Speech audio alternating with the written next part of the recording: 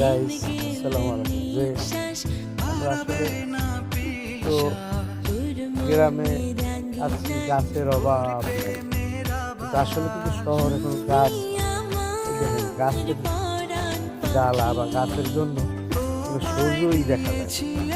মানে এই বাড়ির ভিতরে কোনো সূর্যের কোনো তাপই তেমন একটা লাগে না। গাছ আর গাছ, গাছ আর গাছ, এই দেখেন প্রচুর গাছ। আসলে এইটা কিন্তু আসলে সৌন্দর্য নিলে ভুল কিছু না। সৌন্দর্য কাকে বলে? আল্লাহ তাআলা এই সৌন্দর্য আমাদেরকে দিয়ে রাখছে।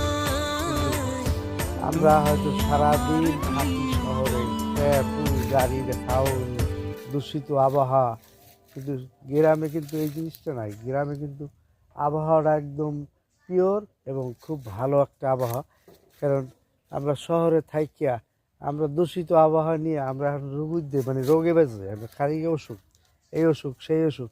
কিন্তু শহরে যারা থাকে ওদের ওষুধের অভাব নাই, কিন্তু ঢাকা আপনার গ্রামে যারা থাকে তাদের কিন্তু রোগ বালাই কম। কারণ তারা খাবার দাবার বিভিন্ন জিনিস যেগুলো খায় এগুলো আসলে তাজা টাটকা জিনিস এবং পিওর। এদের ভিতরে কোনো ভেজাল নাই।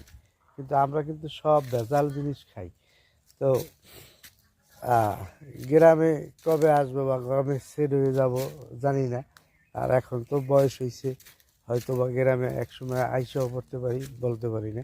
তো দোয়া করবেন আমাদের জন্য, বা আপনাদের কাছে দোয়া কামনা করি। আর শরীরটাও তেমন ভালো না, আপনাদেরকে দোয়া কামনা করি যে আমার শরীরটা যাতে সুস্থ হয়ে যায়। আসসালামু আলাইকুম।